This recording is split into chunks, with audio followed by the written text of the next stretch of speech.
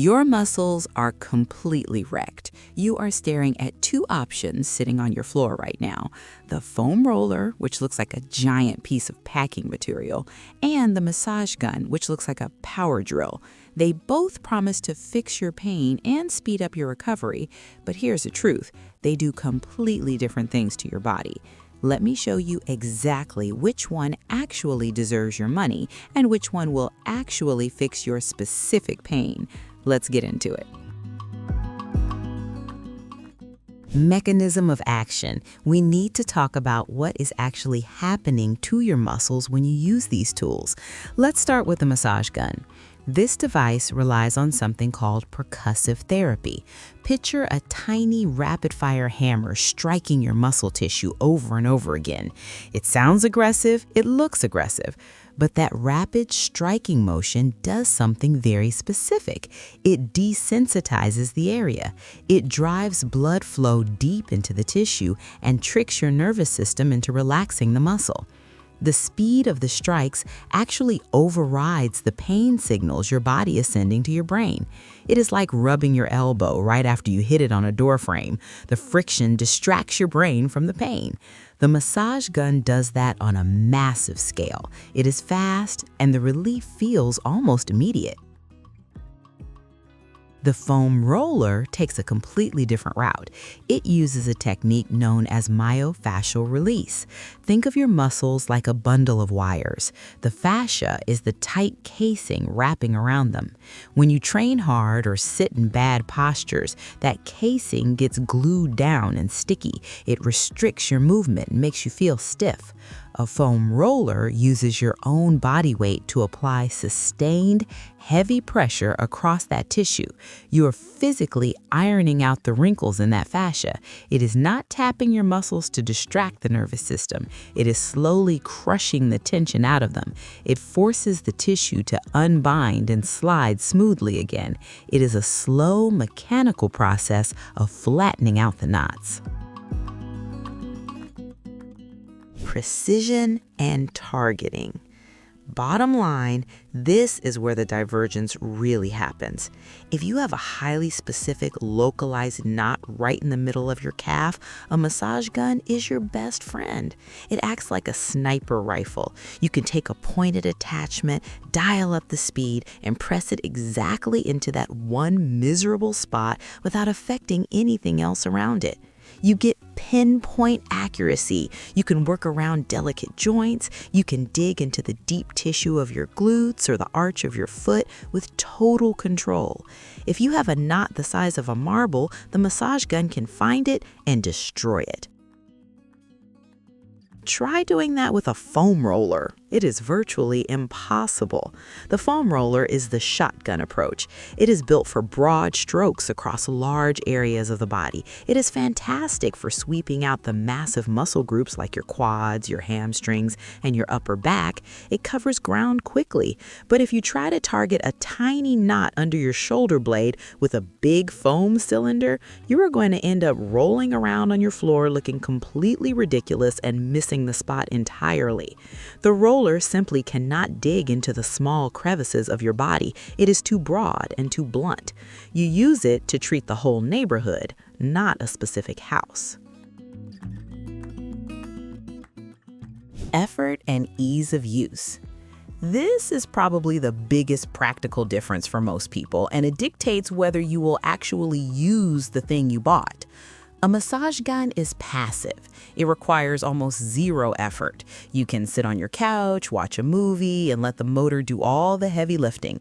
You just hold the handle and point the device at whatever hurts. It is lazy recovery. I say that as a compliment.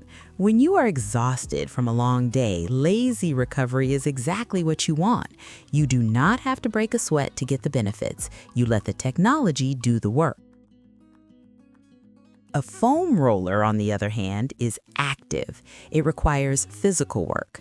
To foam roll your quads, you have to get down on the floor, hold yourself up in a plank position, and physically drag your body weight back and forth over the foam. To roll your back, you have to bridge your hips into the air and balance. Sometimes using a foam roller feels like a workout in itself.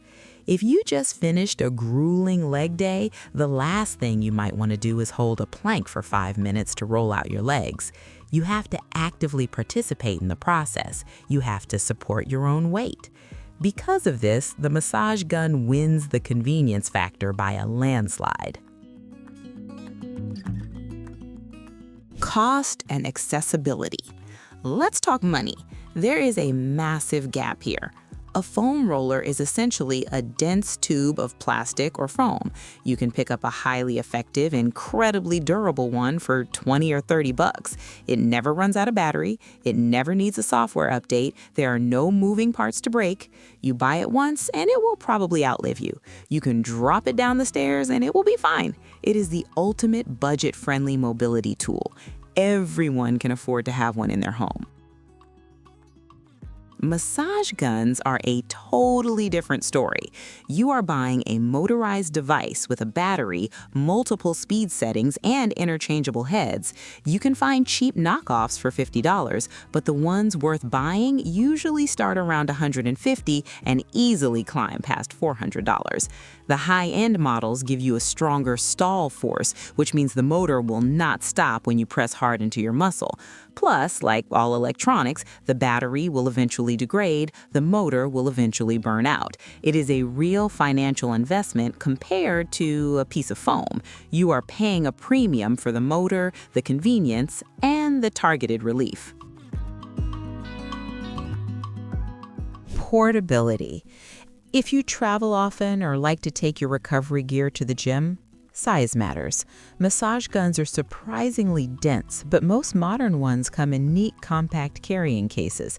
You can easily toss one into a gym bag or a suitcase. They are heavy, but they are compact. The only catch is remembering to pack the charger and dealing with airport security occasionally pulling it out of your bag because it looks strange on an X-ray machine. But generally speaking, you can take them anywhere.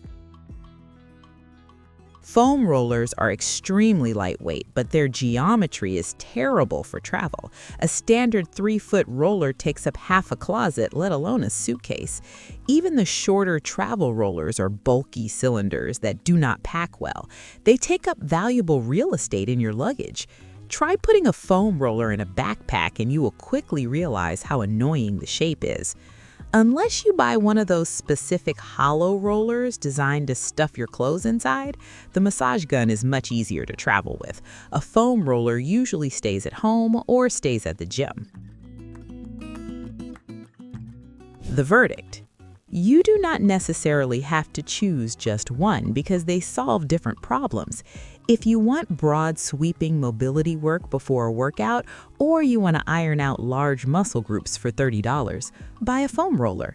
It is the ultimate fundamental mobility tool. It forces you to understand your body mechanics and it treats your entire muscular system in broad strokes. But if you want immediate targeted relief for specific knots and you want the luxury of recovering while sitting on your couch, you need a massage gun. It solves the problem of localized pain with zero physical effort on your part. They are both excellent tools. You just have to decide if you want to put in the physical work to iron out the broad strokes or pay the premium for motorized deep tissue treatment. If you have the budget, get both. Use the roller to warm up and the gun to spot treat the pain.